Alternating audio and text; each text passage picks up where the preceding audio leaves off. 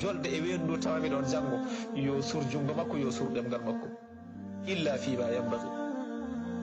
ayuha nnas ehemon yimɓe inna dhunuba tughayyiru ni'am wa tubaddilu alqisam gande koye bakkatuji Allah bakkatuji wofde Allah ena change nemaji e moƴƴere nde Allah waɗannoma ena waylito feccere Allah nde Allah feccannoma taw ko moƴƴere fa ida barra nnas barrahum a'immatuhum so tawi yimɓe ɓe ɗiggi moƴƴi peeɓi ardiɓe maɓɓe ɓe ɗigga moƴƴa peewa wa ida fajaru aqahum a'immatuhum so tawi ɓe jaasi ɓe mbaɗani fayida ardiɓe maɓɓe gaƴoɓe thumma qala caggal ɗum kanko sallllahu alayhi wa sallam o wiɓe hayyakum llahu bisalam rahimakum llah jabarakum llah razaqakum llah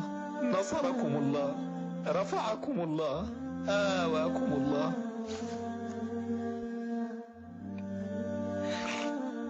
yo Allah wurnu on wurnira on kisal yo Allah yurmo on yo Allah heɓɓo on yo Allah arzukin on yo Allah wallu on yo Allah ɓamtu on yo Allah jaggaran on usikum bi taqwallah uhadhirukum Allah inni lakum minhu nadhirun mubin mi wasiyima on yo on kul Allah mi rentini on Allah min de mboɗo jertin on e lefti Allah peñƴe Allah ta'alu ala Allah fi biladihi wa ibadihi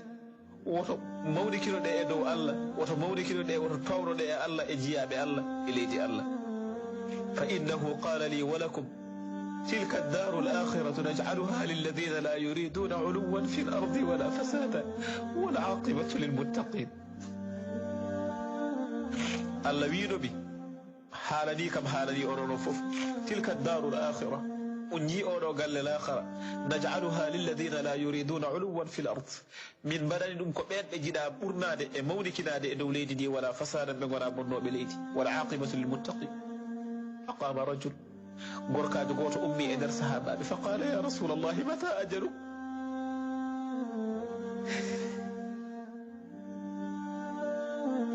o wi nelaɗo Allah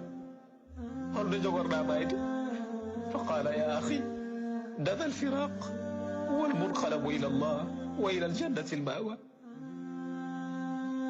annabi wimo musidɗam ceerigo hakkude men ɓatti bahlitoro garan ko faade Allah katude koye aljanna ma awa jiɓirde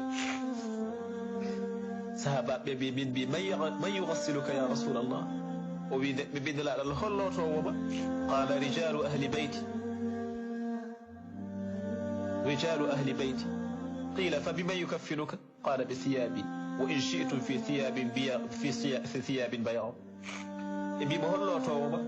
o wi lotatami ko yimɓe galle aɓɓe worɓe yimɓe gallamɓe holko ɓe kasdirtuma ɓe kasdirtami ko comcamɗe so tawi ɓe jiɗi nayi ɓe gadda comci goɗɗi daneji ɓe kasdiraɓe ɗum qul la ya rasulallahi man yusalli aleyh min mbi nelaɗo Allah hol juulowoma qala ida antum gassaltumuni wa kaffantumuni wa da'uni ala safiri qabri thumma akhruju anni sa'a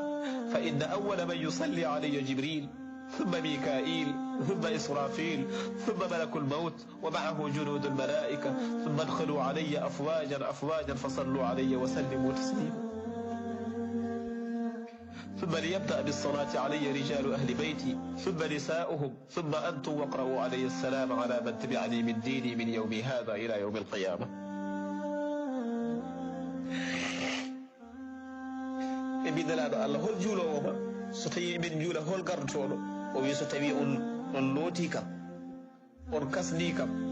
on mbaɗi kam e dow leecel mayɗo lellateɗo on pawi kam e tondu gaska am jalte ɗon seeɗa jalte fodde hojom fodde waktu jalte fodde waktu sabu adoto juuldemi ko jibril adoto julde e dow am ko jibril reftatay makko ko mikail reftatay makko ko israfil reftatay makko ko malayka mayde on so tawi ari enen arde e dendagal konuji malaykaji fof ɓe juulat so ɗawi ɓe jalti so tawi oɗon waktu timmi caggal ɗum natiron pat jente e cente oɗon juulaɓe oɗon kisna e dow am adoto nande juulaɓe ɗon ko worɓe yimɓe gallamɓe rijalu ahli beyti ko worɓe yimɓe gallamɓe so worɓe ɓe gasi ko rewɓe ɓe yo naat caggal ɗum onon sahabaɓe heddiɓe naton o wi jettinane kam salminaɗo ɗo onon sahabaɓe kalnanmi hande wonɓe jeesam jettinane kam salminaɗo e kala dewɗo e diina ummade e ñalawma oɗo ha ñalawma darga kala peejoyɗo ene rewe dinam mbiye ɗum mboɗo salmina ɗum ayuha al ahibba bandiraɓam deke duttendelaɗo Muhammad sallallahu alaihi wasallam wa alayka assalamu wa rahmatullahi ya rasulallah wa alayka assalamu wa rahmatullahi ya rasulallah yo kisal Allah e yurmede mum yo wonema andelaɗo Allah sallallahu alayhi wa sallam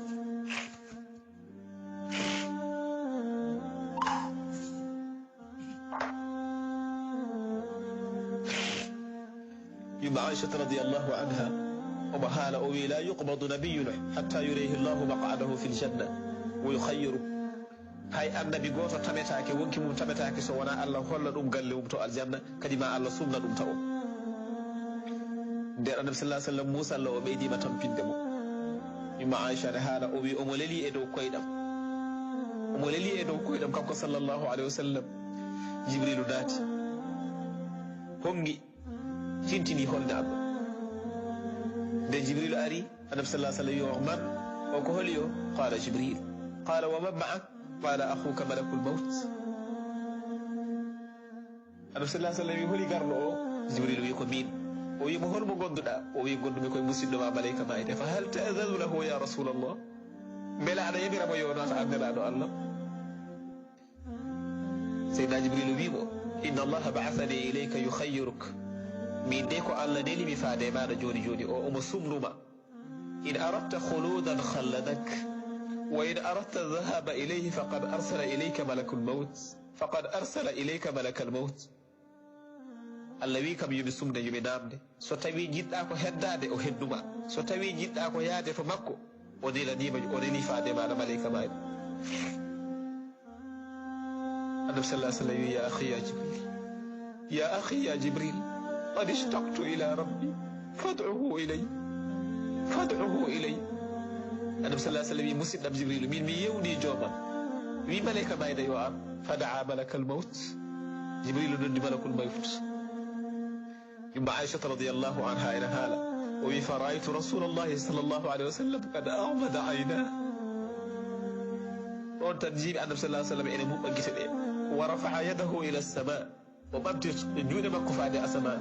ففهمت أنه يقول أريد ربي فهمي أكو ودني كو ودي وني كو يويني مي كي جيني كو جوما جيني كو هوريتي جوما